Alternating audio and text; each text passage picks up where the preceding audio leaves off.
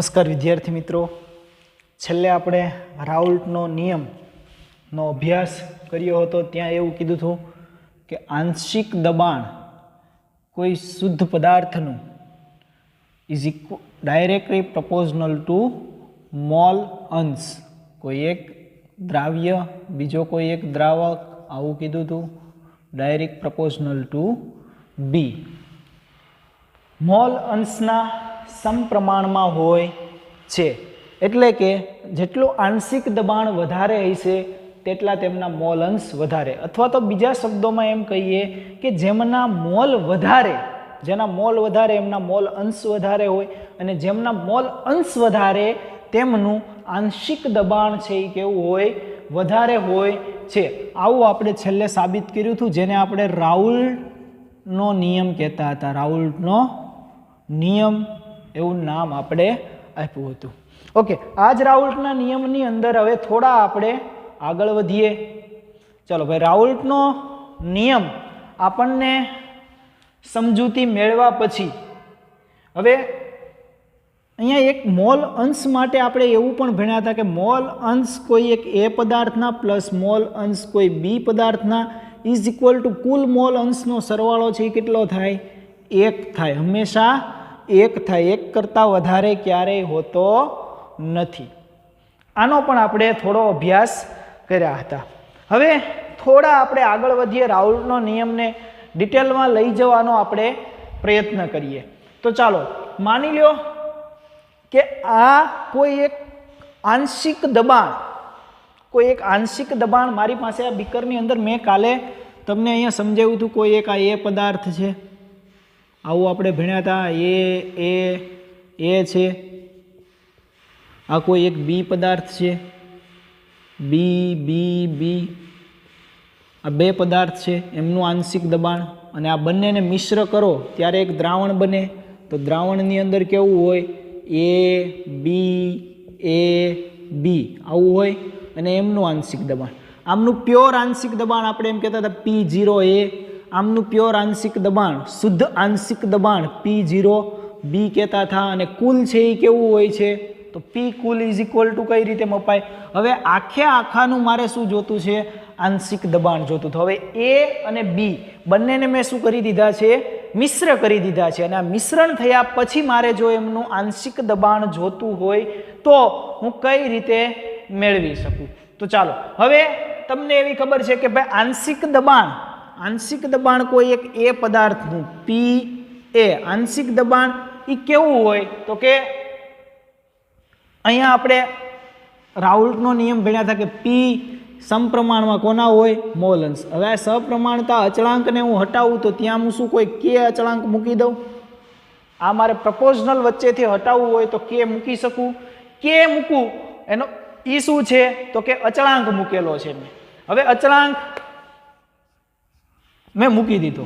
હવે આ partial pressure એટલે કે આંશિક દબાણ, અહીંયા મેં પ્રપોઝલ વચ્ચે જે હતું એ હટાવીને ત્યાં અચળાંક મૂકી દીધો છે, કોઈ કોન્સ્ટન્ટ મૂકી દીધું છે, બાકી બધું હતું એનું એ જ છે. તો પ્રશ્ન એવો થાય કે આ કે છે શું? કે શું છે?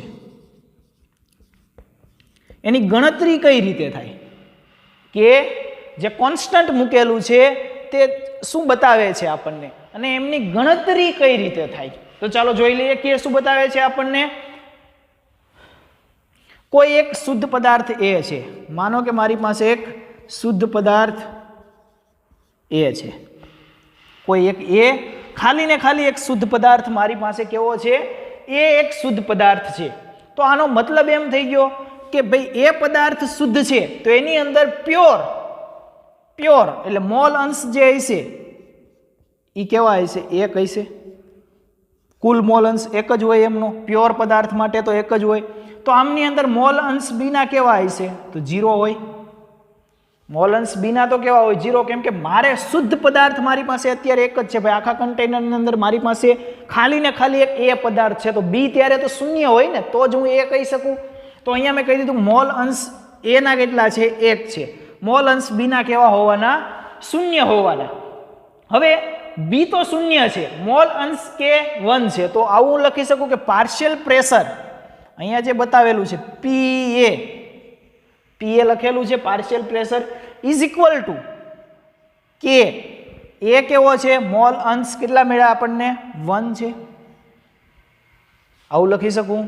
ઓકે, હવે આનો મતલબ તો આવો થઈ ગયો ભાઈ પી. હવે પી છે એ શું બતાવે છે તો કે પી ના જે આ આંશિક દબાણ છે, આની ઉપર કોઈ શુદ્ધ પદાર્થ એવું લખેલું છે નહીં, આ માત્ર ને માત્ર શું બતાવે છે આંશિક દબાણ બતાવે છે. હવે આંશિક દબાણ કોઈ એક કન્ટેનર છે કે એમની અંદર શુદ્ધ પદાર્થ અહીંયા ભરેલો છે, શુદ્ધ પદાર્થ એ ભરેલો છે. હવે એમનું આંશિક દબાણ છે એ કેટલું હશે, કોઈ બીજો પદાર્થ તો મિશ્ર કરેલો છે જ નહીં, તો હું શુદ્ધ પદાર્થનું આંશિક દબાણ હું એવું કહું છું P0A, આનું આંશિક દબાણ આ થયું. તો હવે જે એની બાષ્પ બનશે તેમનું આંશિક દબાણ પણ કેટલું હશે તો કે આ જેટલું હશે એટલું જ હશે આ, કેમ કે એમની અંદર કોઈ પદાર્થ આપણે મિશ્ર કરેલો નથી, તેથી આ જેટલું હશે તેટલું જ આ હશે. તો હું એવું કહી શકું કે ભાઈ આ PA કેટલું હશે તો કે આના ઇક્વલ ટુ હશે, તો આવું કહી શકું કે P0A શુદ્ધ પદાર્થનું જેટલું આંશિક દબાણ છે તેટલું જ એની બાષ્પ જે બનશે તેનું આંશિક દબાણ હશે, આવું હું લખી શકું, કેમ કે અહીંયા કોઈ મિશ્ર કરેલો પદાર્થ છે નહીં, એટલા માટે હું આવું લખી શકું. ચાલો, તો હવે શું થઈ ગયું તો PA ઇઝ ઇક્વલ ટુ શું કરી શકું હું, PA is equal two P0A upon mall અંશ A, આવું લખી શકું. આ કોઈ એક એ શુદ્ધ પદાર્થ માટે લખી શકું હું આવું. તમારી ટેક્સ્ટબુકમાં આ જ ઇક્વેશન છે એ કઈ રીતે બતાવેલું હોય છે ભાઈ P1 આવી રીતે P1 is equal two x1 upon P10 આવું બતાવેલું હોય છે. મેં અહીંયા 1 1 જ્યાં હતા ત્યાં શું લઈ લીધો છે એ લઈ લીધો છે, બીજું કશું વિશેષ નવીનમાં કંઈ કર્યું નથી. ચાલો, આવું હું લખી શકું. હવે આ કોઈ એક શુદ્ધ પદાર્થ એ માટે વાત કરીએ, હવે એવી જ રીતે હું શુદ્ધ પદાર્થ બી માટે વાત કરી શકું કે ના કરી શકું, શુદ્ધ પદાર્થ બી માટે વાત કરી શકું તો એનું કેટલું થાય આંશિક દબાણ, તો PB is equal two P0B is into mall અંશ બી, આવું કરી શકું. શુદ્ધ પદાર્થ બી માટે પણ આવું લખી શકું કે ના લખી શકું. તમારી ટેક્સ્ટબુકમાં આ કેવું બતાવેલું હોય છે P2 is equal two P02 into આવું કરીને બતાવેલું હોય છે, 2 લખેલું હોય છે, x2 લખેલું હોય છે, વિશેષ નવીનમાં કાંઈ હશે નહીં. તો આટલું દરેક વિદ્યાર્થીને ક્લિયર છે. ઓકે, કે શું હતો, કેની ગણતરી કઈ રીતે કરી શકાય એ દરેક વસ્તુ આપણે જોઈ લીધી. હવે અહીંયા જે મળે છે તે આ બધું શું થયું રાઉલ્ટના નિયમ મુજબ થયું. હવે 11 સાયન્સની અંદર તમે ડાલ્ટનનો આંશિક દબાણનો નિયમ ભણીને આવ્યા છો. 11 સાયન્સની અંદર ડાલ્ટનનો આંશિક દબાણનો નિયમ ભણ્યો તો એમની અંદર ઘણી બધી વસ્તુ આપણે શીખીને આવ્યા છીએ. તો એ કઈ રીતે, હવે આનું આંશિક દબાણ બીનું, આંશિક દબાણ એનું, તો કુલ દબાણ કેટલું થાય, તો કુલ દબાણ આવી રીતે શોધી શકાય.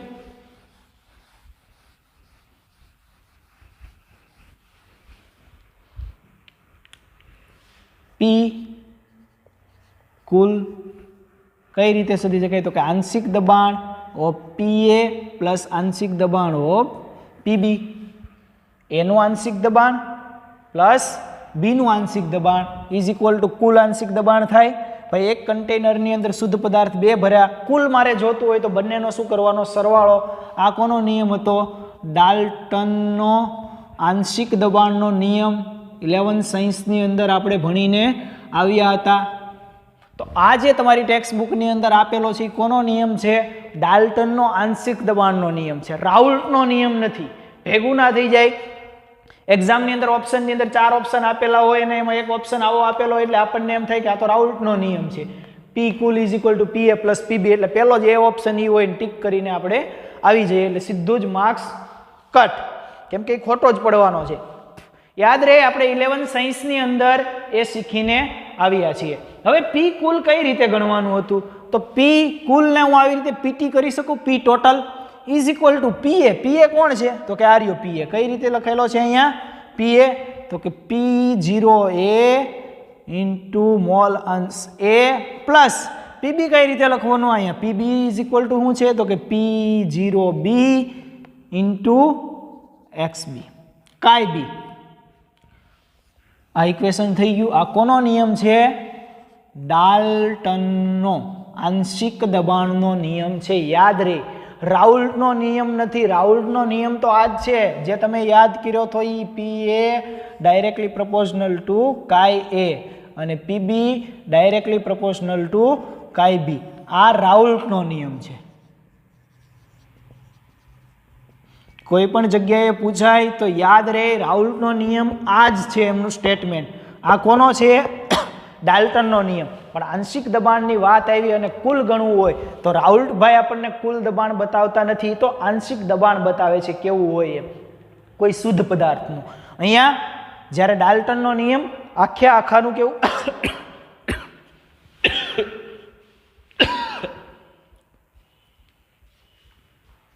જ્યારે ડાલ્ટનનો નિયમ આખે આખાનું શું બતાવે છે? બાષ્પ દબાણ એટલે કે આંશિક દબાણ બતાવે છે. તો ચાલો હવે આટલી સમજૂતી મેળવ્યા પછી એક પ્રશ્ન આપણને એવો થાય કે સર આમની અંદર P0A, આ P0A અને P0B, આ P0B અને P0A, આમની કિંમત ક્યાંથી લેવા જવાની? કે શુદ્ધ પદાર્થનું બાષ્પ દબાણ છે તો હંમેશા યાદ રાખો કે જ્યારે જ્યારે તમને P ટોટલ પૂછે ત્યારે શુદ્ધ પદાર્થ જે હોય, શુદ્ધ પદાર્થ જે કોઈ હોય તેમનું આંશિક દબાણ છે એ તમને આપી દીધેલું હોય કે શુદ્ધ પદાર્થનું આંશિક દબાણ એટલે કે શુદ્ધ પદાર્થનું આંશિક દબાણ તમને આપેલું હોય અને આ વેલ્યુ કેવી હોય? પ્રાયોગિક હોય. કેવી હોય? પ્રાયોગિક હોય. એટલે પ્રેક્ટિકલી રીતે આ તમને આપી દીધેલું હોય. આપણે ક્યારેય P0A અને P0B ની ક્યારેય ગણતરી કરવાની હોતી નથી. એ તમને વેલ્યુ રકમની અંદર જ આપી દીધેલી હોય છે. એટલે યાદ રહે, ભૂલથી પણ એવું ના થઈ જાય કે સર આમાં P0B ક્યાં લેવા જાવ, P0 વેલ્યુ તમને આપેલી જ હોય છે. હવે સિમ્પલ આટલી ખબર પડી ગયા પછી બસ આટલો જ રાઉલ્ટના નિયમની અંદર દરેકે યાદ રાખવાનું છે. આટલું યાદ રહી જાય એટલે કોઈ પણ સવાલ આવે રાઉલ્ટના નિયમ ઉપરથી એટલે તમે સોલ્વ કરી શકો. તમારી ટેક્સ્ટ બુક મુજબ પણ તમે સોલ્વ કરી શકો. તમે કોઈ પણ સવાલ આપેલો હોય તો એ સોલ્વ કરી શકો. બીજું વિશેષમાં તમને એક આવું આપેલું હોય છે કે આ તો આપણે P ટોટલ મોલ અંશ P કુલ તો આપણે ગણી શકીએ આના ઉપરથી P ટોટલ, પણ હવે આપણને એવું કહી દીધું હોય કે ભાઈ મોલ અંશ ગણવાના છે શેના? કોઈ એક શુદ્ધ પદાર્થના જ્યારે દ્રાવ્ય અને દ્રાવક બંને બાષ્પ કલામાં હોય. કેવા હોય? બાષ્પ કલામાં હોય. એટલે વાયુ અવસ્થામાં હોય ત્યારે એક ઇક્વેશન તમારે યાદ રાખવાનું છે કે જ્યારે વાયુ અવસ્થાની અંદર આપેલા હોય અને એમના જો તમને મોલ અંશ શોધવાના કે અથવા તો એમનું આંશિક દબાણ શોધવાનું કે વાયુ અવસ્થાની અંદર કોઈ બે પદાર્થ છે બંને વાયુ અવસ્થાની અંદર છે અને તમને એમનું આંશિક દબાણ ગણવાનું કે તો એક ઇક્વેશન તમારે અલગથી યાદ રાખવું પડશે. જે ઇક્વેશન કાંઈ નથી પણ કેવું છે, માનો કે અહીંયા હું કોઈ એને નામ આપી દઉં Y, ઓકે, એનું ગણવાનું કીધું તમને બાષ્પ દબાણ કેટલું છે, તો P અહીંયા કોણ લેવાનો છે? પાર્શિયલ પ્રેશર કે Y પદાર્થ જે તમને આપેલો છે તેનું બાષ્પ અહીંયા લેવાનું આંશિક દબાણ અને એના છેદમાં P કયો લઈ લેવાનો? ટોટલ. એટલે આના ઉપરથી તમને મળી જશે એમનું બાષ્પ દબાણ. જ્યારે વાયુ અવસ્થા આપેલી હોય ત્યારે જ વાયુ અવસ્થાની અંદર જ આમની વાત કરવાની છે, બીજાની અંદર કરવાની થતી નથી. એટલે વાયુ અવસ્થા જ્યારે તમને આપેલી હોય ત્યારે ને ત્યારે જ આમની વાત કરવાની છે, બાકી કરવાની થતી નથી. તો ચાલો એક સિમ્પલ એક્ઝામ્પલથી આપણે જોઈએ. ત્યારે અહીંયા ડાલ્ટનનો નિયમ, આ પણ ડાલ્ટનનો જ છે હો ભાઈ, પણ કયો છે? વાયુ અવસ્થામાં.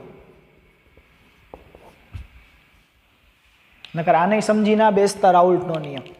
ચાલો એક નાનકડો એવો એક્ઝામ્પલ આપું એટલે આ બધું જે ગણતરી કરી સોલ્વ થઈ જાય હમણાં તમારી. હમણાં ગ્રાફ પણ તમારી ટેક્સ્ટ બુકની અંદર આપેલો છે. ગ્રાફે હું તમને કરાવું છું કઈ રીતે ગ્રાફ મળેલો છે. બહુ સિમ્પલ ગ્રાફ છે. કોઈ પણ પદાર્થ માટે તમને એ ગ્રાફ કે તો પણ તમને આવડી જાય. એને પહેલાં એક નાનકડો એવો એક્ઝામ્પલ તમને હું કરાવી દઉં એટલે વધારે ખ્યાલ આવે. ચાલો એક્ઝામ્પલ તમને કંઈક એવો આપેલો છે કે 0.78 ગ્રામ શું લઈ લીધું બેન્ઝીન C6H6 0.78 ગ્રામ બેન્ઝીન અને 0.92 ગ્રામ ટોલ્યુન C6H5CH3 આ ટોલ્યુન થાય ને ઓકે એ બંનેને શું કરવામાં આવે છે મિશ્ર કરતા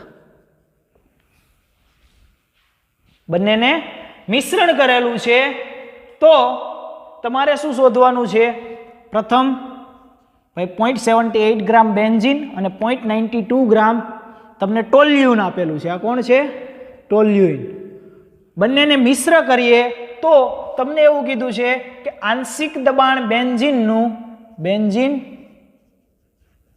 અને ટોલ્યુન આંશિક દબાણ ગણો આંશિક દબાણ ગણો પાર્શિયલ પ્રેશર ગણો અને બીજી વસ્તુ તમને એ પણ ગણવાની કીધી છે કે એમનું કુલ દબાણ પણ ગણો કુલ દબાણ ગણો ચાલો બે વસ્તુ આપણને પૂછી લીધેલી છે કે ભાઈ આપેલા પદાર્થ માટે આપેલો પદાર્થ જે છે એક લીધેલું છે તમારું બેન્ઝીન અને બીજું લીધેલું છે ટોલ્યુન બંનેના આંશિક દબાણની ગણતરી કરવાની છે અને પછી કુલ દબાણની ગણતરી કરવાની છે તો કઈ રીતે સોલ્વ થશે ચાલો પ્રથમ કોઈ પણ તમને દાખલો પૂછેલો હોય અને ગિવન તમને આપેલી વસ્તુ જે છે મેં પહેલાં કીધું હતું કે શુદ્ધ પદાર્થ માટે તમને આપેલી વસ્તુ હોય શું હોય આપેલ શુદ્ધ પદાર્થનું બાષ્પ દબાણ તમને આપી દીધેલું હોય કેટલું છે P0 કોના માટે બેન્ઝીન અને P0 ટોલ્યુન બંને માટે બાષ્પ દબાણ જે છે શુદ્ધ પદાર્થનું એ આપી દીધેલું છે 400 mm મર્ક્યુરી અને 200 mm મર્ક્યુરી આ તમને આપી દીધેલું છે શુદ્ધ પદાર્થનું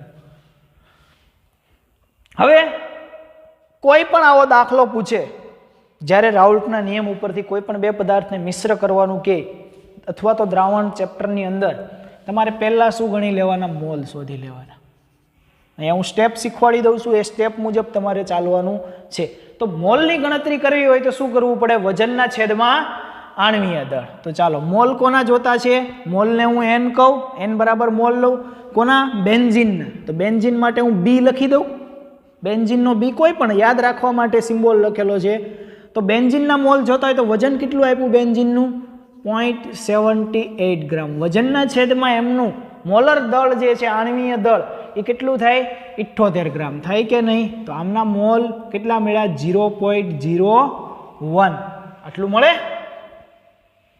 0.01 મોલ બેન્ઝીન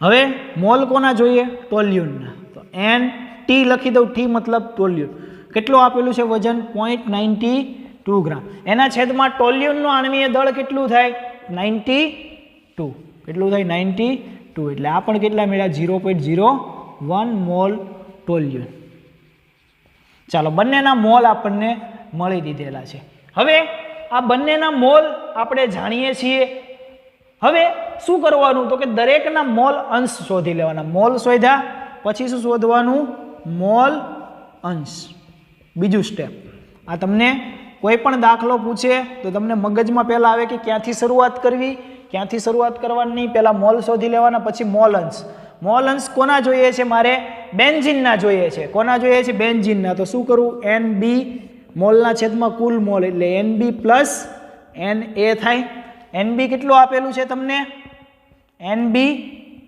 મોલ અંશ ઓફ B કેટલા છે 0.01 ના છેદમાં કુલ મોલ 0.01 પ્લસ 0.01 આપેલું છે આવું ઓકે આ કેટલું થઈ ગયું તમારું 1/2 થઈ ગયું ઇઝ ઇક્વલ ટુ 1/2 એવી જ રીતે મોલ અંશ કોના જોઈએ છે? આ કોના શોધી લીધા મેં? NB બેન્ઝીનના શોધી લીધા.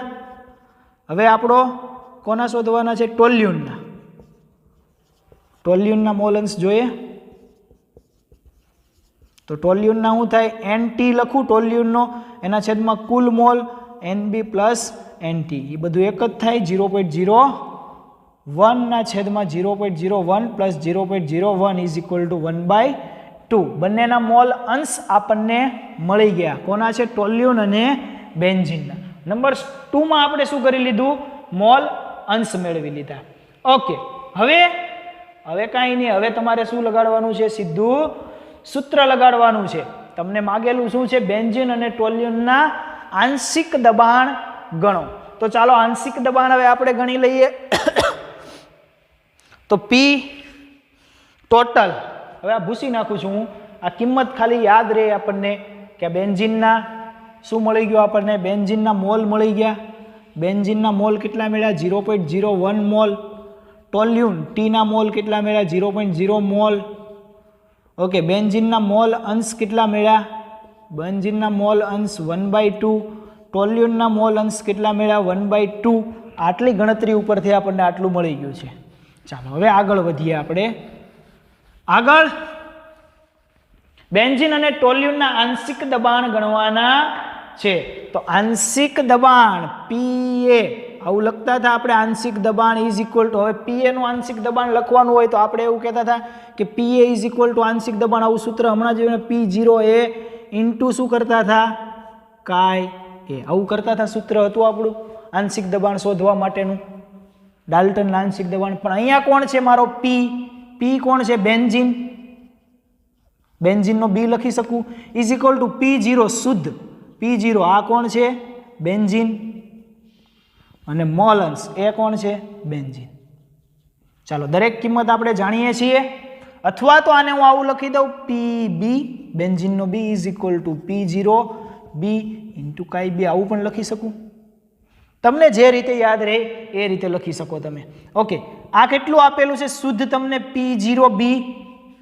P0B મતલબ બેન્ઝીન કેટલું આપેલું છે? 400 આપેલું છે. ઓકે, એને ઇન્ટુ મોલ અંશ કેટલા આપેલા છે? 1/2. આ કેટલું મળી ગયું આપણને? 400 ભાગ્યા 2 એટલે આ 200 મળી ગયું. આંશિક દબાણ કેટલું મળી ગયું? 200. ઓકે, એવી જ રીતે હું કોનું શોધી શકું? P ટોલ્યુનનું શોધી શકું. તો P toluene is equal to P0 toluene થાય ઇન્ટુ શું થાય? મોલ અંશ ઓફ ટોલ્યુન. આ કેટલું આપેલું છે? ટોલ્યુનનું 200 આપેલું છે શુદ્ધ બાષ્પ દબાણ. એને ઇન્ટુ મોલ અંશ કેટલા છે? 1/2. તો આ કેટલા મળે આપણને? 100 મળે. મળે કે ના મળે? આ કેટલા મળ્યા? 200 અને આ કેટલા મળ્યા? 100. શું શોધી લીધું? તો કે પછી ત્રીજો મુદ્દો અહીંયા હતો ને આપણો, પહેલા મોલ શોધ્યા, પછી મોલ અંશ, અને પછી શું શોધ્યું આપણે? આંશિક દબાણ. આંશિક દબાણ જે માગેલું હતું એ મળી ગયું. અને હવે શું શોધવાનું છે? કુલ દબાણ. આંશિક દબાણ મળી ગયું. આંશિક દબાણ કેટલું મળ્યું? P0 બેન્ઝીન, P બેન્ઝીનનું કેટલું મળ્યું? 200. અને P ટોલ્યુન કેટલું મળ્યું? 100. લો, આંશિક દબાણ પણ આપણને પ્રશ્નની અંદર પૂછેલું હતું, એ મળી ગયું આપણને. ચાલો હવે કુલ દબાણ આપણે શોધવાનું છે. તો કુલ દબાણ શોધી લઈએ આપણે. ચાલો કુલ દબાણની વાત કરી લઈએ. તો P total is equal two શું થાય ભાઈ? તો P ટોટલ એટલે હમણાં આપણે એવું કરતા હતા કે P કુલ અથવા તો P total is equal to PA plus PB. આવું સૂત્ર શોધ્યું હતું ડાલ્ટનનો આંશિક દબાણનો. PA કેટલું મળ્યું? 200. PB કેટલું મળ્યું? 100. કેટલું થઈ ગયું? 300. આ થઈ ગયું તમારું આંશિક દબાણ. જે તમને કુલ દબાણ તમને જે પૂછેલું હતું એ કેટલું મળ્યું? 300. તો આનો જવાબ આવી ગયો 300. આનો જવાબ આવી ગયો કે નહીં? કુલ દબાણ 300. બેન્ઝીનનું આંશિક દબાણ કેટલું મળ્યું? 200. અને ટોલ્યુનનું આંશિક દબાણ કેટલું મળ્યું? 100. તો 3 પ્રશ્નોના જવાબ આપણને મળી ગયા છે. ઓકે, હવે તમારી ટેક્સ્ટ બુકની અંદર કોયડા નંબર જે 2.3 આપેલો છે એના તરફ તમે નજર કરો. હવે તમને સરળતાથી મેં જે રીતે 3 સ્ટેપ શીખવાડ્યા, પહેલા મોલ શોધી લેવાના, પછી મોલ અંશ શોધી લેવાના, પછી આંશિક દબાણ અને પછી કુલ દબાણ. આ 4 વસ્તુ તમારે યાદ રાખવાની છે. ચાલો હવે તમારી ટેક્સ્ટ બુકમાં જે કોયડો આપેલો છે કોયડો તમે દરેક જાતે સોલ્વ કરી શકશો, સરળતાથી કરી શકશો. એ મેં ના કર્યો એટલા માટે કે તમને બીજા કોઈ એક્ઝામ્પલની પાછી પ્રેક્ટિસ થાય નહીં, એટલા માટે હું તમને એમની અંદર હિન્ટ આપી દઉં. તમારી ટેક્સ્ટ બુક ખોલો, ટેક્સ્ટ બુકની અંદર પેજ નંબર